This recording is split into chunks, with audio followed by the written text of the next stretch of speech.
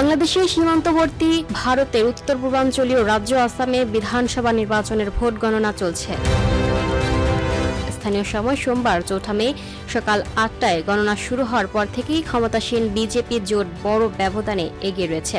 সংবাদ মাধ্যম এনডিটিভির সবশেষ প্রকাশিত তথ্য অনুযায়ী স্থানীয় সময় দুপুর ১২টা পর্যন্ত পাওয়া ফলাফলে দেখা যাচ্ছে বড় ব্যবধানে নিরঙ্কুশ সংখ্যাগরিষ্ঠতার পথে রয়েছে বিজেপি নেতৃত্বাধীন জোট। ১২৬ আসনের এই রাজ্যের বিধানসভায় বিজেপি জোট ৯৮ আসনে এগিয়ে রয়েছে। অন্যদিকে কংগ্রেস নেতৃত্বাধীন জোট ২৫টি আসনে এগিয়ে রয়েছে। সবশেষ ২০২১ সালে নির্বাচনে ৭৩টি আসন পেয়ে রাজ্যটির মুখ্যমন্ত্রী হয়েছিলেন বিজেপির হিমন্ত বিশ্ব শর্মা।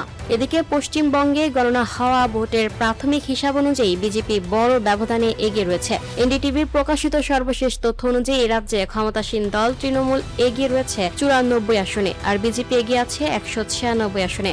এছাড়া দক্ষিণ ভারতের কেরালা রাজ্যের বিধানসভা নির্বাচনে ক্ষমতাসীন বাম জোটকে পেছনে ফেলে বড় ব্যবধানে এগিয়ে রয়েছে কংগ্রেস নেতৃত্বাধীন ইউনাইটেড ডেমোক্রেটিক ফ্রন্ট।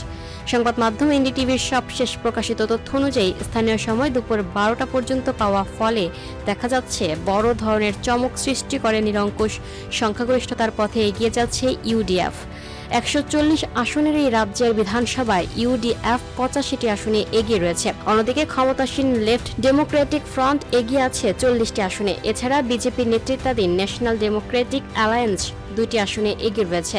অন্যদিকে তামিলনাড়ুতে প্রাথমিক ভোট গণনায় বিপুল ভোটে এগিয়ে রয়েছেন দক্ষিণী সুপারস্টার থালাপতি বিজয়ের নেতৃত্বাধীন দল তামিলগা ভেট্টি কাজাগাম। স্থানীয় সময় দুপুর ১২টা ১৫ দিকে বিজয়ের টিভিকে এগিয়ে রয়েছে ১০৬ আসনে। অন্যদিকে রাজ্যের বর্তমান ক্ষমতাসীন ডিএমকে ভোট গণনায় এখন পর্যন্ত তৃতীয় স্থানে রয়েছে। দলটি এগিয়ে রয়েছে ৫৬ আসনে। এছাড়া এই রাজ্যটিতে দ্বিতীয় অবস্থানে রয়েছে এডিএমকে জোট, তারা ৭১ আসনে এগিয়ে রয়েছে। তথ্যসূত্র NDTV. Lucky Akter, up to date news, Dhaka.